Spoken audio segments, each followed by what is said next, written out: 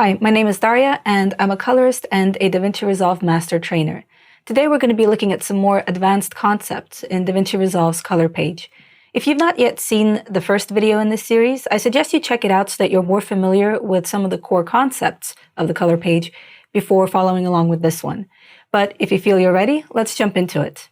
I've already got my project set up, so this was also a DRA, and I have my timeline open. In this project, I would like to set up color management before I begin color grading. Color management is an internal process in DaVinci Resolve that remaps the starting point of all your clips to a single working color space. So for example, right now you can see I have a series of clips on my timeline, all with different sources and different codecs. Based on these codec names, I can see that some of the clips have come directly from one of our Blackmagic cameras. So these are in the Blackmagic RAW standard, whereas some of the other clips have been transcoded. So we have Apple ProRes and DNxHR, which are some common intermediary codec standards. This means that the way that the color information in these clips is encoded is slightly different. So with color management, we can remap all of these into a single working standard that will allow the color tools in the color page to operate consistently and smoothly, producing nice, beautiful results. Another reason why we use color management is so that we can control our deliverable outputs. So there's a lot of different standards that we deliver to. For example, cinema projection, television broadcast, online streaming services, and of course the internet. All of these use different transmission technologies or different display standards, and for that reason we have different color standards to deliver to. If you were grading a non-color managed project, you would have to hypothetically regrade your project for every one of those standards. But with color management enabled, it's enough for you to simply change the output standard that you're delivering to, and automatically all of your grades will be remapped. So let's set this up in the project settings, which you can access via the gear icon in the bottom right corner of the program. I'm going to click once, and then in the sidebar on the left, I'm going to navigate to the color management section. By default, the color science is set to DaVinci YRGB, which is essentially like disabling color management. I am going to select my drop-down list and enable it by selecting DaVinci YRGB Color Managed. When I do this, I reveal some additional controls. Right now we have a drop-down for Resolve Color Management preset, and it's assuming that I want to deliver for conventional streaming online. You can see a slight description underneath telling you exactly what the standard is used for. If I click on this drop-down, I can see that there's a lot of other standards represented. As I mentioned, things like broadcast and cinema are all covered, as well as SDR and HDR deliverables. I am going to choose a standard that's going to allow me to future-proof my project. Future-proofing means that if something comes up down the line and I need to deliver to a new standard that I hadn't considered, or one that might potentially not even exist yet, I can still do so with this project. The standard is called DaVinci Wide Gamut, and it far exceeds any of the standards currently represented in this list. So I'll pick DaVinci Wide Gamut. And then underneath that, I am being prompted for an output color space. And as you're color grading, this should represent the monitor that you're using for the color grade. In my case, I'm on a color grading monitor set to the Rec. 709 Gamma 2.4 standard. If you're grading on your computer monitor, you might want to check out what standard it currently uses and set your output color space to match. When you're creating deliverables for other standards, for things like broadcast and cinema, you will need to look up what those deliverable requirements are and set the output color space accordingly. The only general rule here is that you want to start with the widest possible gamut and then work your way down as you start creating your deliverables. But in my case, this is the widest standard I need. It's Rec. 709 Gamma 2.4. I'm going to click Save, and in fact, just before I do that, I'm going to move my project settings window out of the way, and I'll keep an eye on the viewer as I do this so I can see the change occur. Right, so hopefully you noticed the color shifted, became a little bit more saturated, there's a touch more contrast. It's starting to look more like real life, so we're no longer seeing this like log encoded version of the video clips. Feel free to navigate between these clips using the arrow keys to see that all of the colors have been shifted and all of the clips look closer to each other as well as a starting point. So now I can begin color grading, know that I am within a very safe standard for color grading. All of my tools are going to behave in a consistent manner, and I can always change my output color space if I needed to. So how does DaVinci Resolve know what the starting point of all your footage is? Sometimes it doesn't know, sometimes it does. For example, when you're working with raw media, any of the raw standards currently supported by DaVinci Resolve will automatically be remapped into the working color space that you've set up. If I go back into my project settings, I can click on the camera raw tab in the sidebar and look up my raw profiles to see all of the different raw standards currently supported. All of these will automatically be remapped, so I don't have to worry about any of the clips that have Blackmagic RAW written under them in the codecs. However, for clips that have been transcoded, so Apple ProRes, DNxHR, because of the nature of transcoding, we are losing some of the metadata associated with these clips when they were originally captured, so we don't actually know what the starting point is. In this case, we would probably have to either look up our camera specs if we were the ones who shot the footage ourselves, or get in contact with the camera operator or DP from the project and find out what color standard they shot in. We can then right-click on any of the clips on the timeline and make changes to make sure that the input color space of the clips is specified and it matches their origin. So clip number 7, for example, has already been set up. I can navigate to input color space, and I can see that this was captured on a Blackmagic Design camera, 4.6K film, using the Generation 1 color space. So that has already been set up and remapped. Other times, you might decide that you don't want to apply color management on certain clips or certain graphics, for example, in which case you can choose to bypass color management altogether. With this clip, for example, the color management has occurred, but I might find that it's a little extreme around the highlights, which are looking a bit saturated. I can right-click on clip number 10 and select Bypass Color Management. And in that case, I go back to that log look, but at least I feel like I have a little bit more control over how I set up my contrast and my saturation from the get-go. The downside of disabling color management, though, on clips is that if you decide to change your output color space to a different deliverable standard, that clip will not react and it will not be remapped, which means you will have to regrade it.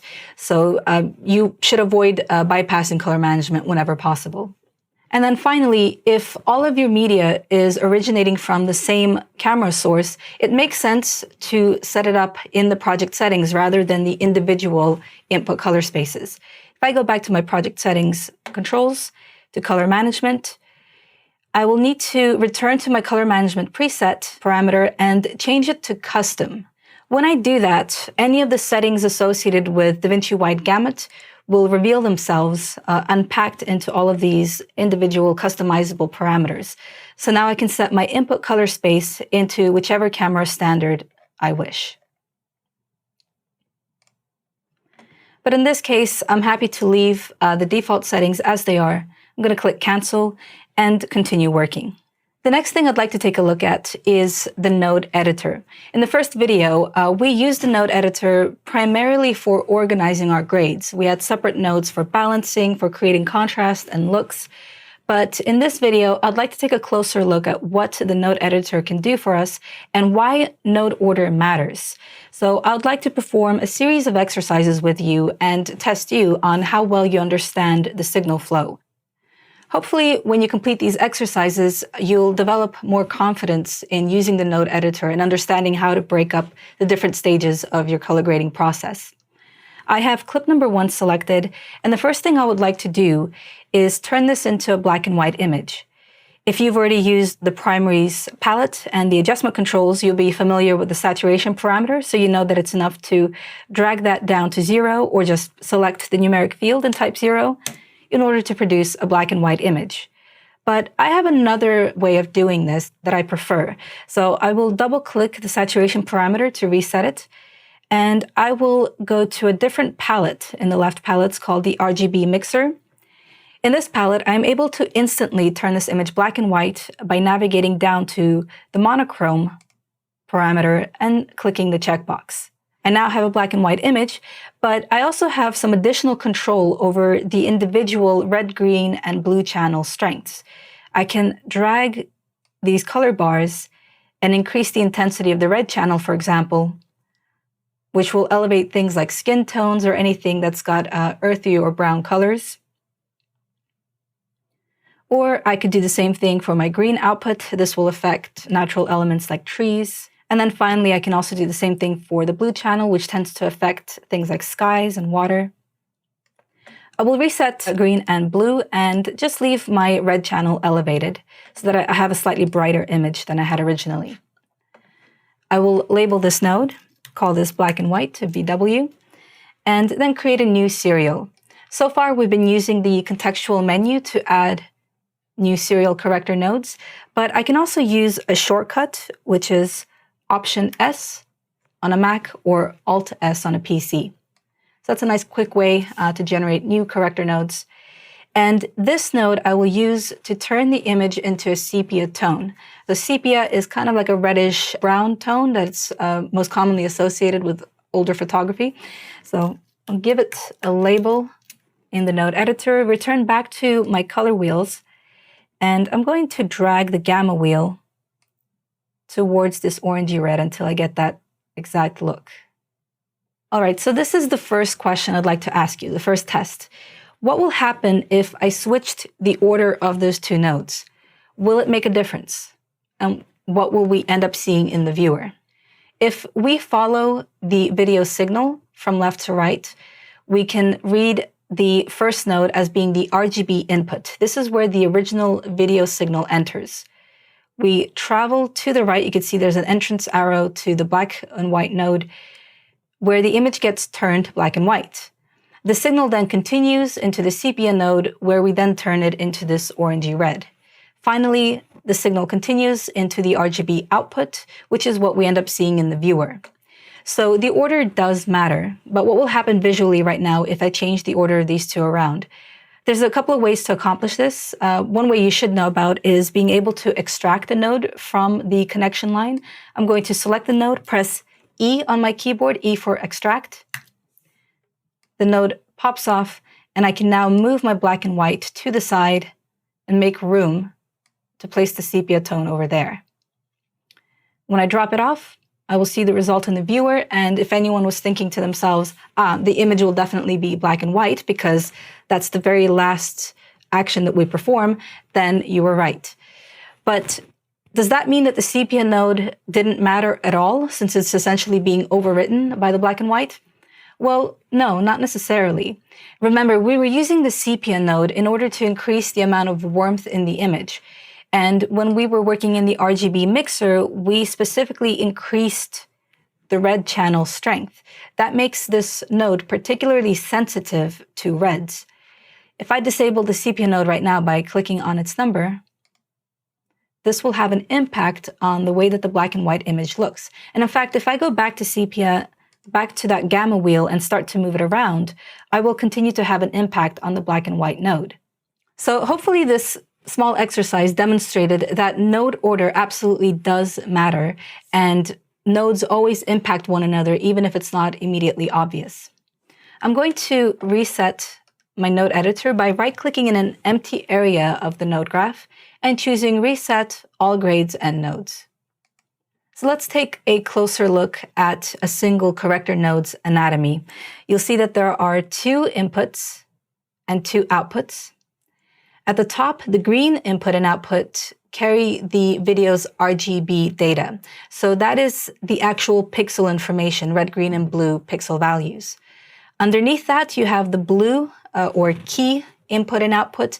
This will carry all of your key or matte data.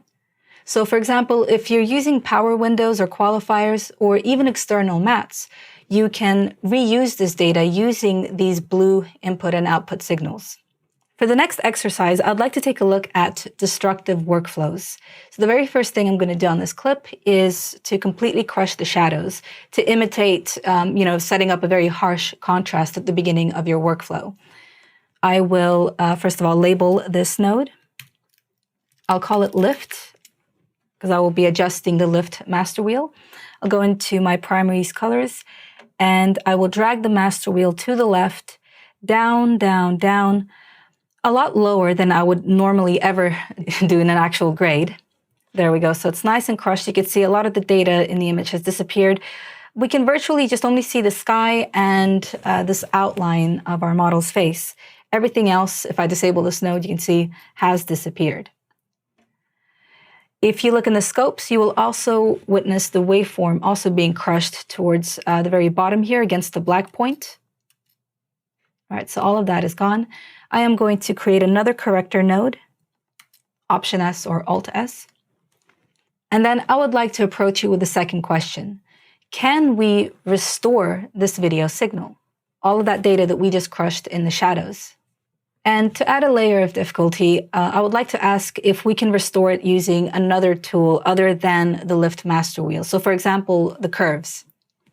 I will name my node accordingly while you think it over, and then we'll take a look. I'm going to drag my mouse over to the curves here, create a new point, drag upwards. And at first, it certainly does feel like we have fallen into a destructive workflow. As I try to brighten this image, I will find that I'm not able to restore the data or to improve it. In fact, I appear to be distorting it even further, right? Because we're increasing the saturation, we're blowing it out, and we're not getting any of that data back in the shadows. If I look in the scopes, I also feel that the bottom of the waveform is permanently stuck to the floor. All right, well, the thing is, the reason this is happening is because I'm targeting the wrong tonal range for this image. Because when we crushed it using the lift primarily goes after the black point of the image and then linearly tapers off and affects the rest of the waveform. What we're targeting by dragging the middle of our curve is more in the gamma range. So I'm going to right-click on this control point to reset it, go down here towards the black point of the curve, and drag upwards. And here you can see we have been able to restore the image. The waveform is restored in the scopes, so all of that fine data, all of those shapes, they're no longer flat. And as I keep dragging it up, I can see that everything looks really clean back in the image. So if I drag it to roughly the same position, to counteract that -20, I can get back all the details. If I press Shift-D, I can bypass the entire pipeline and see the results. So if I just get it a little bit darker, then you can't even tell the difference when I bypass. So it's almost like the lift crushing had no effect.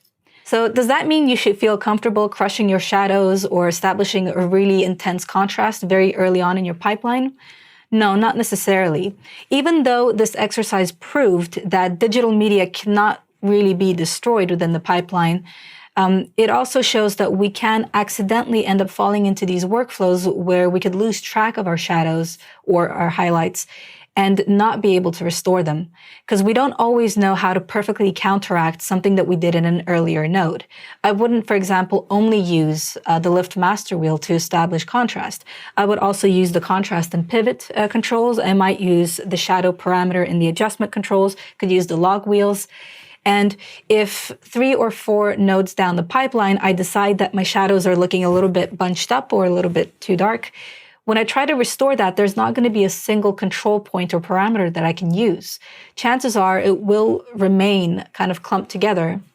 And in that case, I truly am working in a destructive workflow.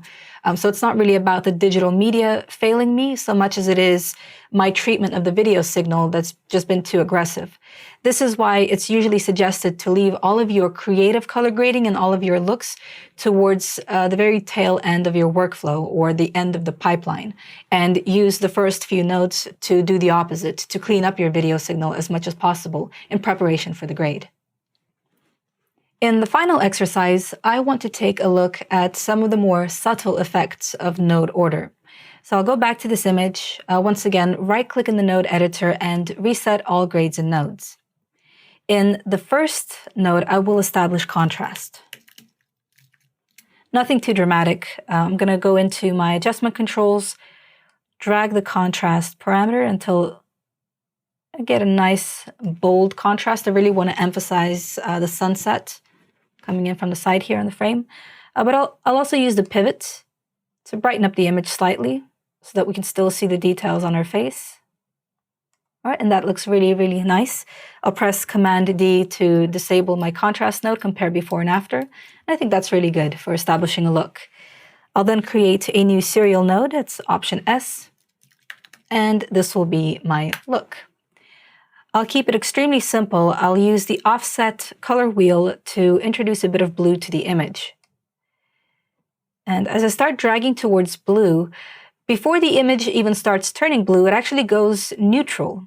And that makes sense, right? Because the opposite of blue is yellow, and this is a predominantly very, very warm image. So as I start to drag towards blue on this color wheel, I get this really nice neutral tone, and then I could take it a little bit further if I do in fact want this nice cool look. All right, so I'll take it about as far as that, not too dramatic.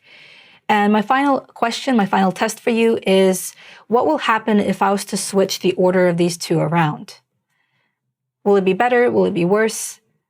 Will it make a difference? I can switch the order in the same way that I did previously by using the extract shortcut, but there's even a faster way to switch the order of nodes, and that is to hold down the Command key on a Mac or the Control key on a PC, and as you're holding it, to pick up the node and drag it to its new position. And then you'll see that look and contrast have switched sides, and the image has been substantially affected in the viewer. So again, node order matters. But to answer the question of whether it's better or worse is impossible, because all that it is different. The way that the look node has affected the image has changed because it was not as contrasted. Instead, we've applied look to a flatter version of this image, which means that the blue was uniform, and then we used contrast in a later node to push the differences and enhance the saturation of the image, and that means enhancing the blue. To compare the two images, I'm going to grab a still of this second look, and then I'll press Command-Z to go back to my previous setup, which was contrast first, followed by look. I'll double-click the still in the gallery, and I can either drag the wipe line back and forth to compare the two looks, or I can even drag the wipe all the way to the left of the frame so that I'm completely filling up the viewer, and then click the wipe button in the top left corner to turn it on and off.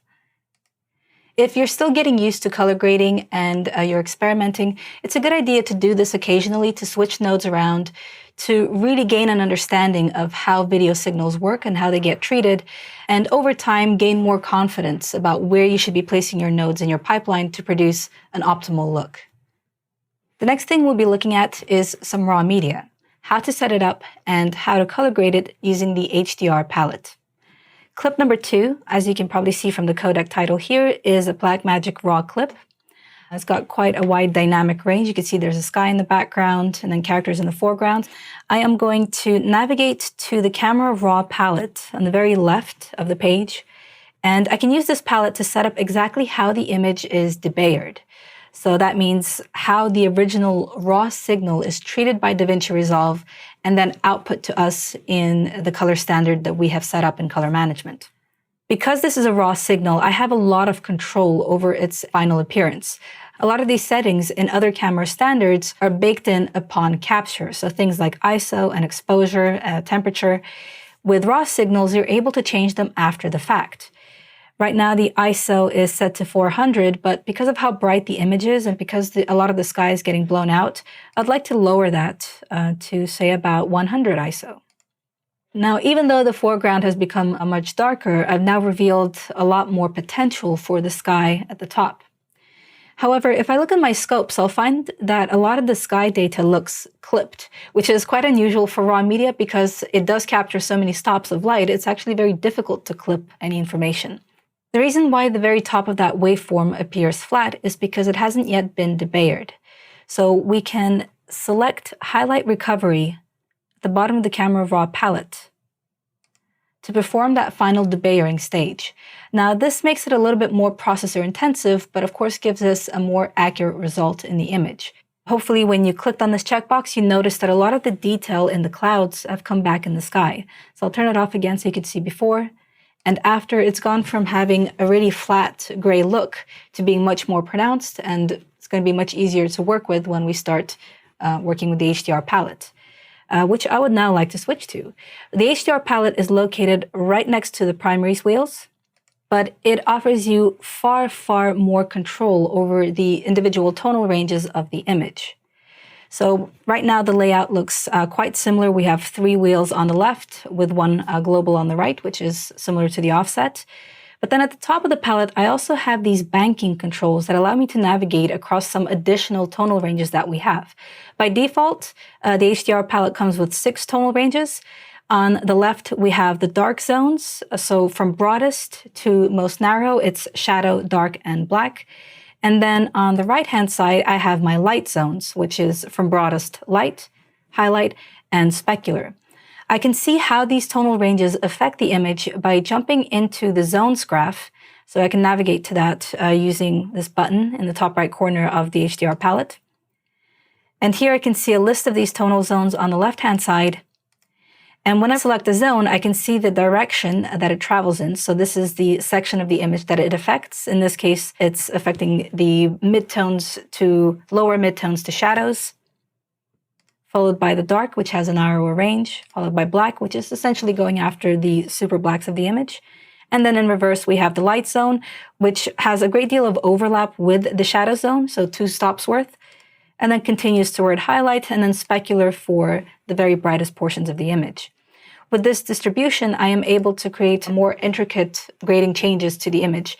I could target the shadows separately from the midtones, unlike the primaries color wheels in which I have a great deal of overlap all across the board. By the way, the HDR palette is not limited to just raw media. You can select any standard dynamic range clip and it will automatically map its operation to that tonal range. So we'll continue to behave consistently and produce perceptually uniform results. But in the case of this clip, let's start creating a grade. I'll begin with the global wheel, which is going to impact the overall image. I'll drag the exposure to brighten it up.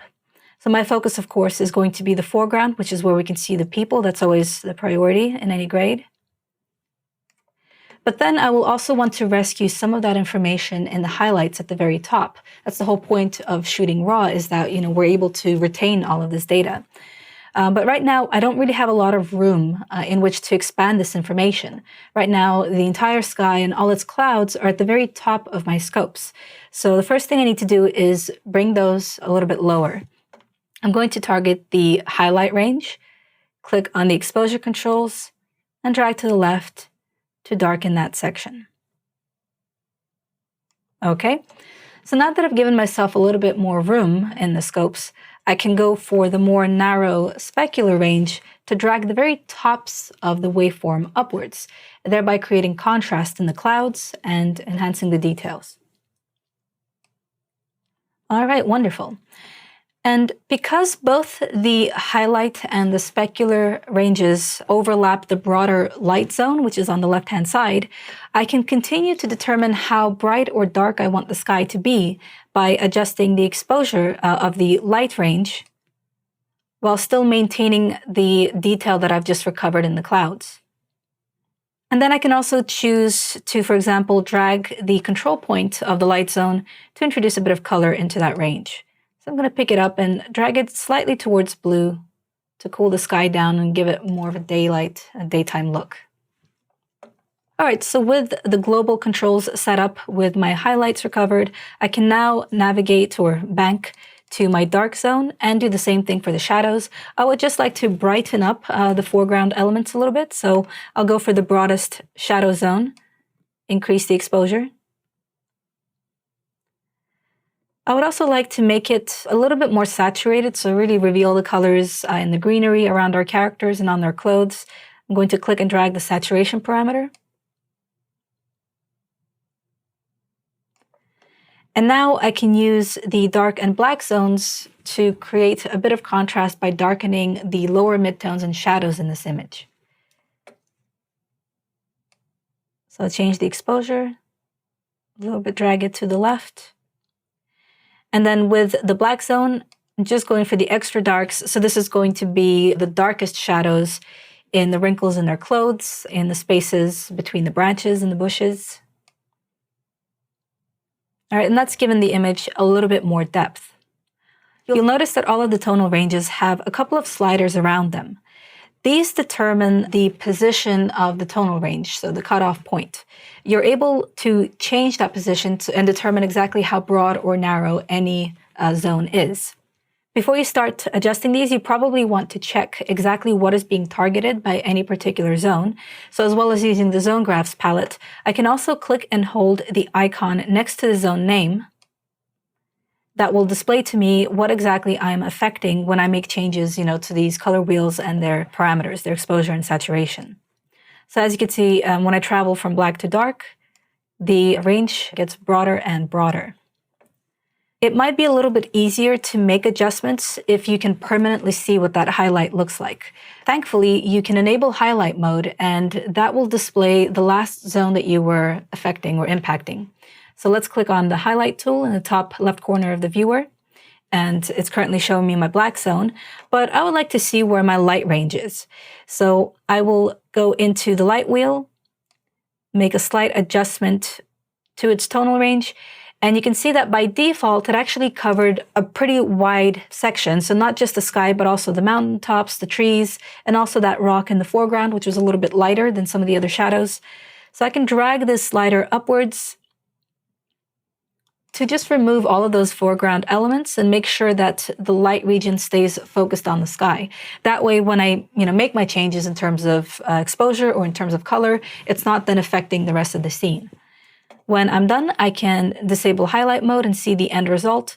And I can press Command D to compare my image before and after. And hopefully you can see that we've been able to restore a lot of the data at the top of the image. We've also made sure that the image in front of us is nice and clean and saturated and easy to see.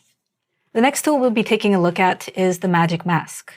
I'm going to click on clip number 3, which has already been balanced. And I'll make a new node with the intention of working on the runner in this shot. So I'm going to press Option S. And usually using other secondary selection tools, I would have to spend a lot of time selecting either the overall shape of the runner or maybe even targeting her limbs and her torso individually, tracking it across the frame. So pretty time-consuming processes. But instead, I can also use the Magic Mask. This is a tool that's designed to recognize people or features in a shot and automatically track them for you in order to perform color grading or any kind of effects that you want to apply. Magic Mask can be found in the central palettes. There it is. A pretty straightforward interface. We have some selections in the top left corner that allow us to select either people or features, and then analysis controls running across the top.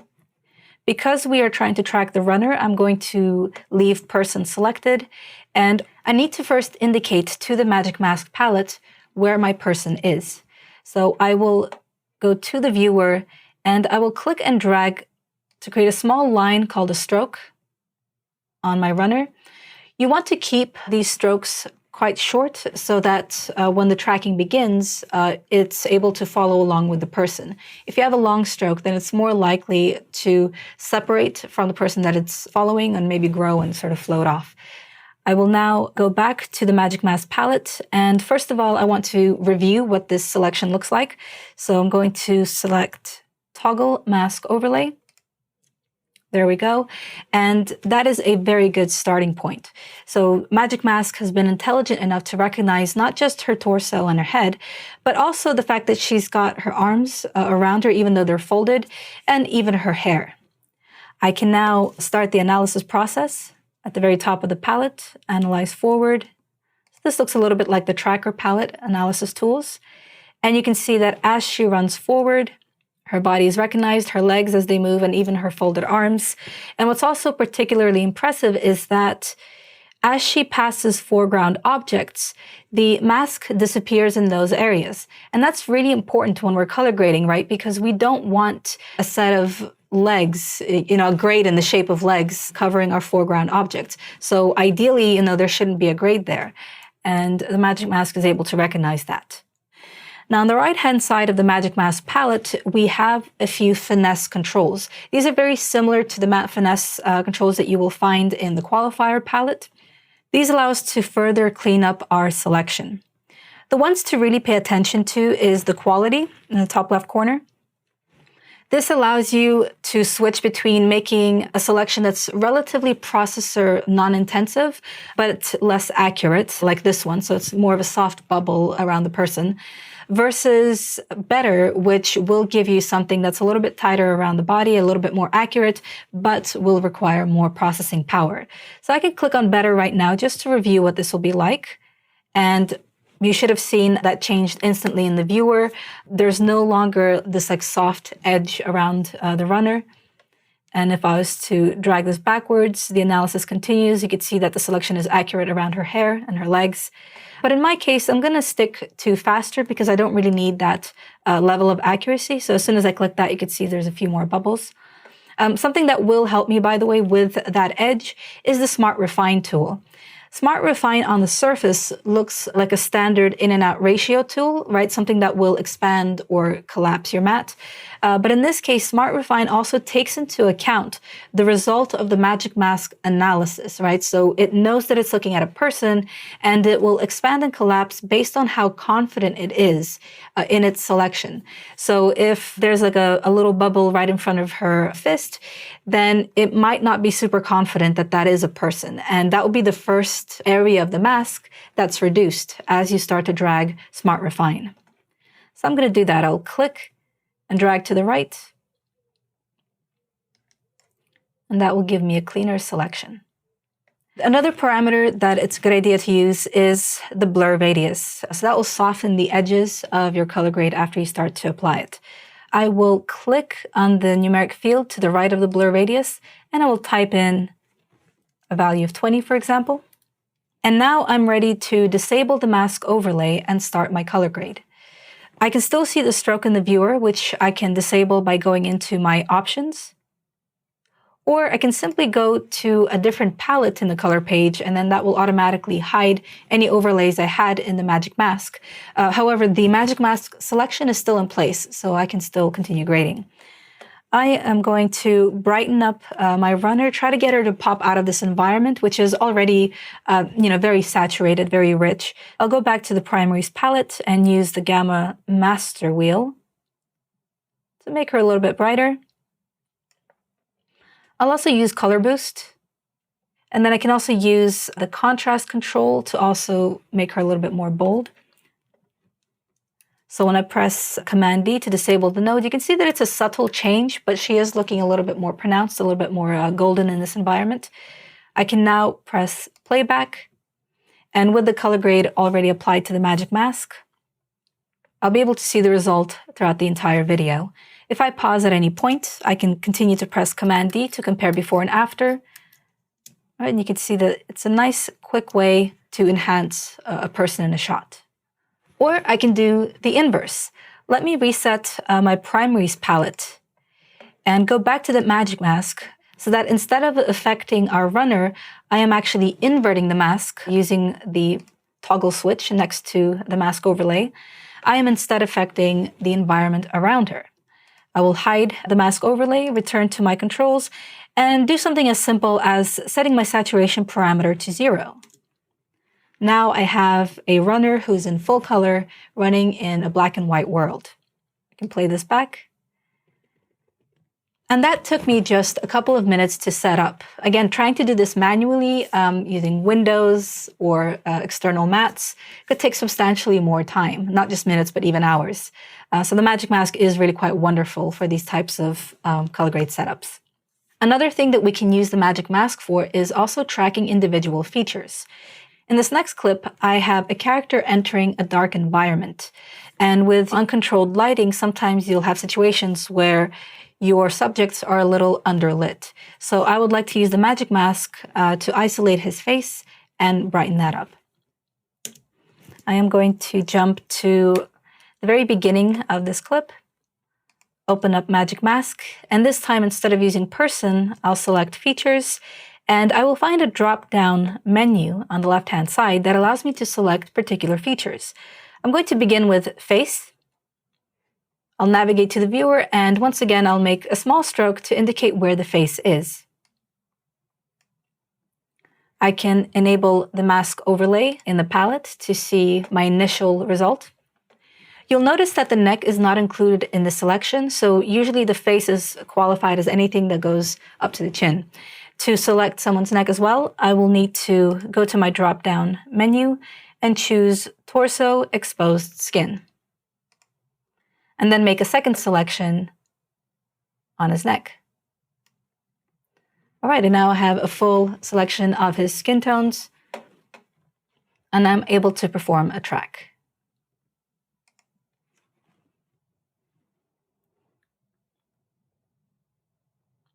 All right, perfect. That was a fairly clean result. I will like to tighten up the edges of this matte once again. So I'll go to my Smart Refine controls, select the numeric value, and enter a higher value to pull in this selection. And once again, I'm going to blur the radius to make sure that my grade does not appear too sharp around his face. And now I can jump back to my primary grading controls and ever so slightly brighten his face in this environment. And maybe also push up the colors just a touch, the color boost, so that it's not looking too flat. Now when I press Command D, I can compare my before and after. I always use the disable function to see if I've gone beyond realism, if it's starting to look too artificial. But in this case, whether it's off or whether it's on, it still looks pretty natural to me. And now I can play back this clip to check how it looks throughout.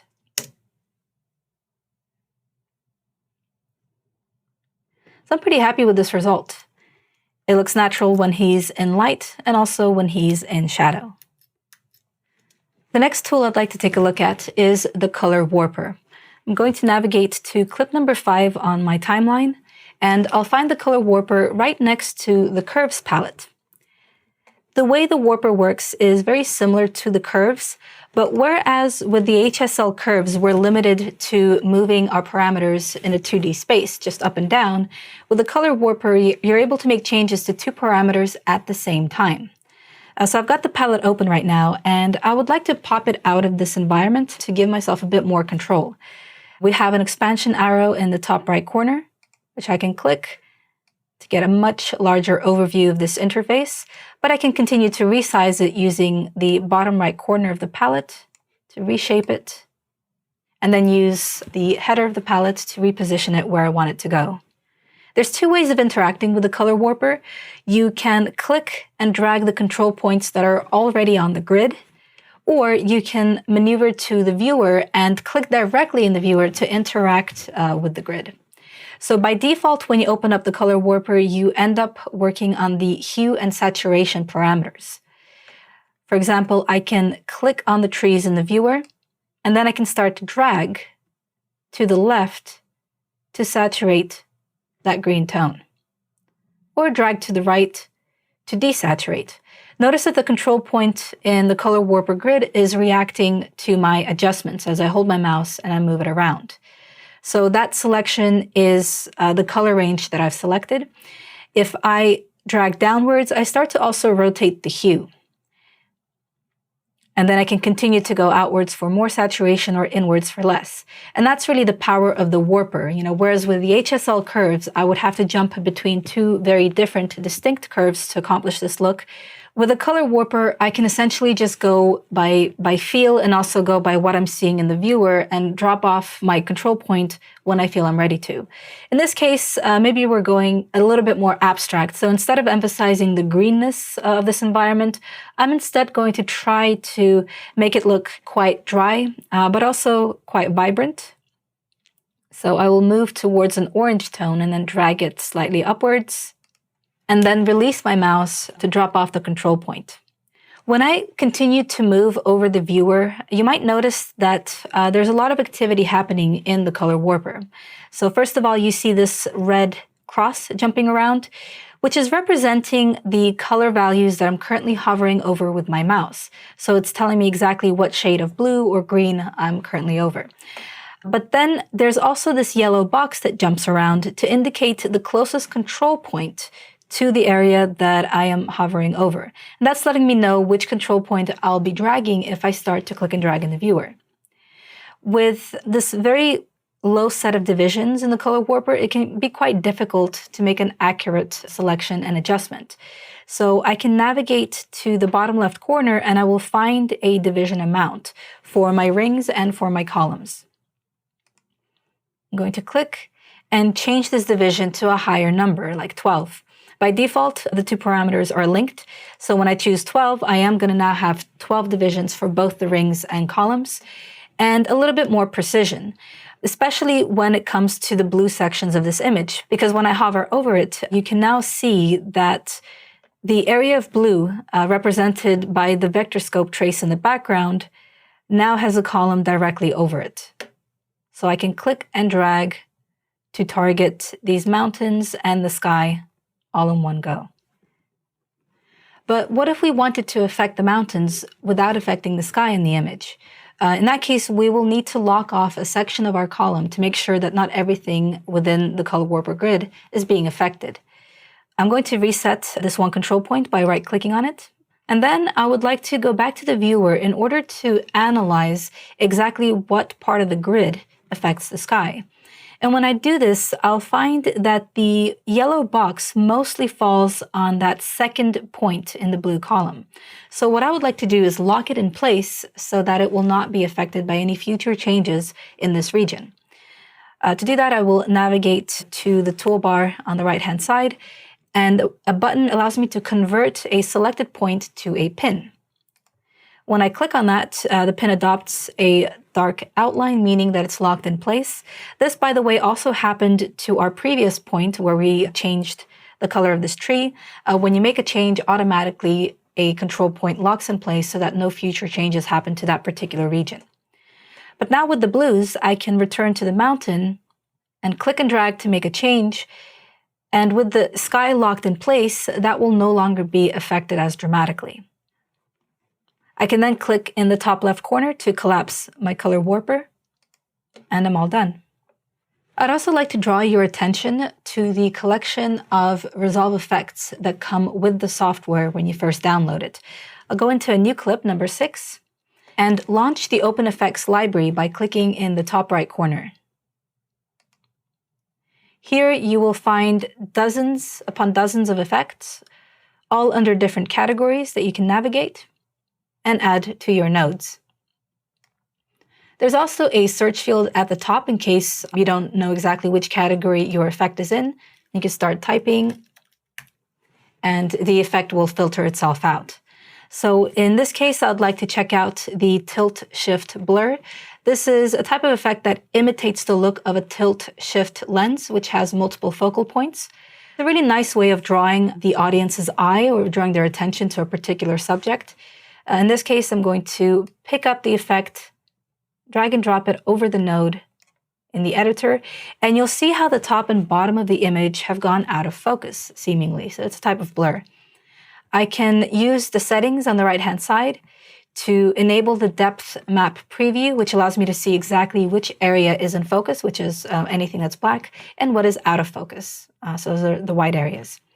I am going to change my focus sweep so that it's a little bit higher. I want to make sure that our character who's walking into the building is fully in focus, but then also change the in focus range and make sure it is definitely focusing on him.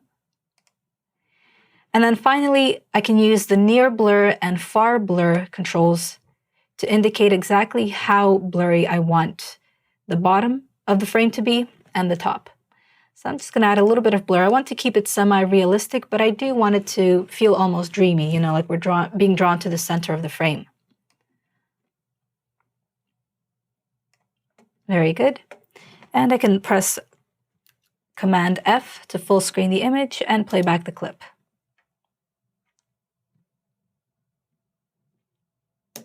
Open Effects allows you to do quite a lot to your clips. So some of these are visual-based, some of them are effects-based.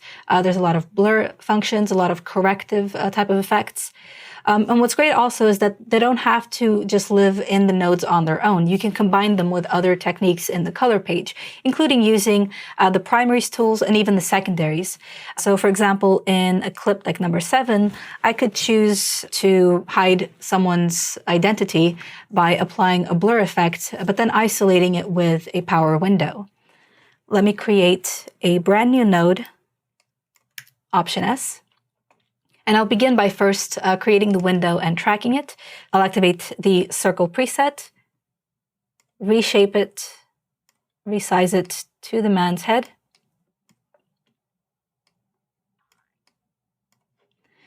Then move to the tracker palette and analyze forward. There we go. Also going to expand the size of my viewer so we can see this a little bit better. So you can see that the window track was successful. It was very, very quick. And now I can go back to my Open Effects palette and I can choose something like the mosaic blur, drag and drop it onto my node, and it's already isolated by that power window, which is already tracked. So I can play it back and the mosaic blur follows with my subject's head. One of the last things I'd like to touch upon is how to save your grades for future use and also how to share your grades with collaborators. We've created a look on clip number 1, and I would like to transfer it to a different clip on the timeline. So you can see that clip number 8 has a very similar feel. It's the same environment, it's the same subject, so it should be a pretty straightforward process. Let's see. I'll select clip number 1. I will right-click to grab a still. And I can click under it to give it a name so I can keep track of what this still contains. I'm then going to click on clip number 8, and I'll also collapse my Open Effects panel to give myself a bit more room in the node editor. To apply a still or grade, it's enough to right-click on the still and choose Apply Grade. You can also middle-click a still to apply a grade. So if you have a mouse with a scroll wheel, it's the fastest way to do it. However, when I applied this grade, I'll notice that the color doesn't quite match. So if you look at clip number 1, the blue is quite soft, it's quite subtle. There's not a lot of saturation in this image. Whereas in clip number 8, everything seems a lot more pronounced. The contrast is more intense, the colors are a bit brighter. So it feels like we weren't really able to successfully reuse this grade. But if you watch the first video in this series, you'll know how important it is to match clips before you start to share grades across them. And before I applied this look, I already had a match node in place. I'm going to return to clip number 8, and I'll press Command Z to take a couple of steps back and find my original match node. If I disable this node, I can see that my image was a little bit darker to begin with, a bit more low contrast, and it's been graded to match the starting point of clip number 1 on the timeline. So what we want to do is add the blue look after this node and not to replace it. To do that, I have to, once again, right-click my still, but instead of Apply Grade, I'm going to choose Append Node Graph. So this will append the entire grade or the entire node structure that was saved in that still.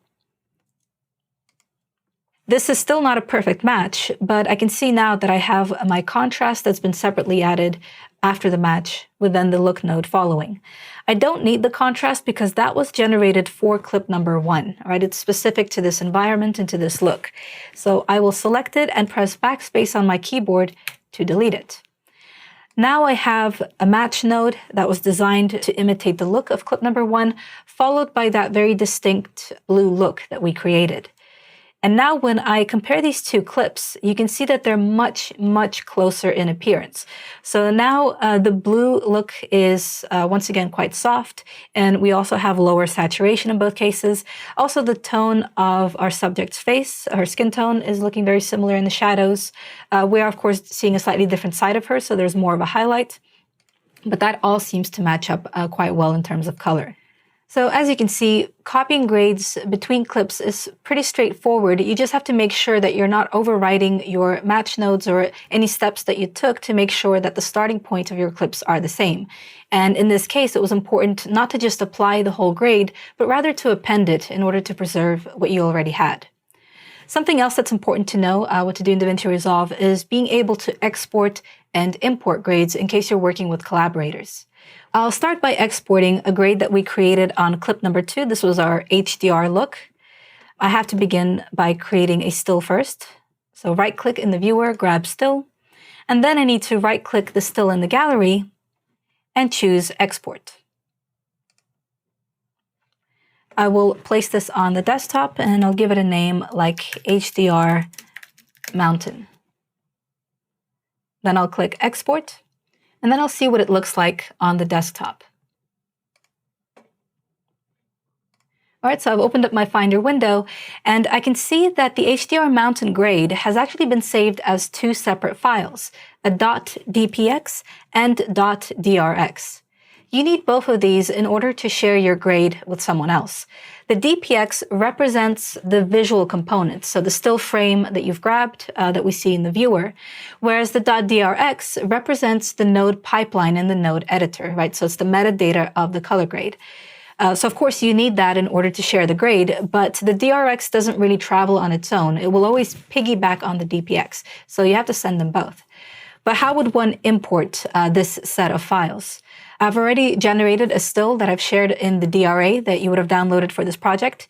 So if you go back to DaVinci Resolve and right-click in the gallery, you can choose Import. And then navigate to the part2.dra folder that you would have used to restore this project. You will find that within this DRA is a stills folder, and within that is a grade called Drama Sky, which is also broken up into DPX and DRX. Now, depending on your operating system, depending on how your Finder or Explorer window is set up, you might not even see the DRX file, or it might be grayed out. And that's perfectly fine because you don't really need to interact with it. It's enough to just select the DPX file and click Import. And as I've mentioned, the DRX really does piggyback off that DPX. It will come with it. I now see a still in my gallery, and this is pertaining to clip number 9. Hopefully you can recognize that. So if you select clip number 9, you can right-click the still, apply grade, and now we've carried across that entire grade. So this was made up of a balance, a contrast, and even two secondary grades for the sky and the ground. Thank you so much for joining us for this overview of DaVinci Resolve's color page. If you have any remaining questions or if you'd like some advice, please do join us on the Blackmagic Design Forum. And also, if you'd like to check out some of the other training materials in our series on DaVinci Resolve, please go to our training page where you can download our books and take a certification exam.